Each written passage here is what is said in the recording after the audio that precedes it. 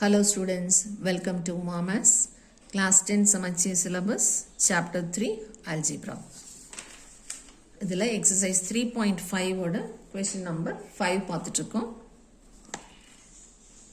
If a polynomial p of x is equal to x square minus 5x minus 14 is divided by another polynomial q of x.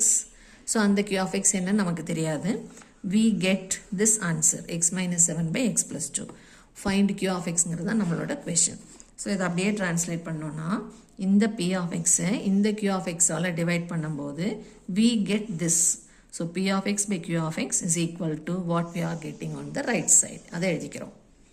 இதில் q of x தான் கண்டுபிடிக்கணும். So p of x replace பண்ணிக்கலாம்.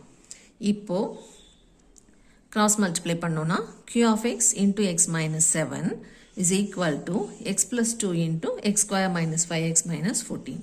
இப்போ x minus 7 அந்த பக்கம் போனால் into form division formக்கு போயிடும். So இதுதான் நம்மளோட q of x. இதை சிம்பிளிஃபை பண்ணுறதுக்கு இது ரெண்டும் லீனியர், ஒன்றும் பண்ண முடியாது. இந்த குவாட்ராட்டிக் எக்ஸ்பிரஷனை ஃபேக்டரைஸ் பண்ண போகிறோம். ஸோ மைனஸ் 14 கோஎஃபிஷியன்ட் எதுவும் இல்லை. மைனஸ் 14 ஃபேக்டர்ஸை மைனஸ் பண்ணும்போது மைனஸ் 5 வர மாதிரி எழுதணும். So 2 7s are 14. மைனஸ்ஸு பெரிய நம்பருக்கு, அதனோட ஆப்போசிட் ப்ளஸ்ஸு சின்ன நம்பருக்கு போட்டிருக்கோம். இப்போ இது ஃபேக்டர்ஸ் ஃபார்மில் எழுதும்போது எக்ஸ் ப்ளஸ் 2 இது x minus 7 by x minus 7 போடும்போது இது கேன்சல் ஆகிடும். இதுதான் ஃபைனல் ஆன்சர். ரெண்டு எக்ஸ் ப்ளஸ் 2வை சேர்த்து ஹோல் ஸ்கொயர்னு எழுதிக்கலாம்.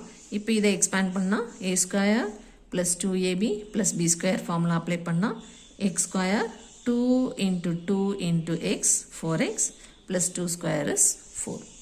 இதுதான் ஃபைனல் ஆன்சர்.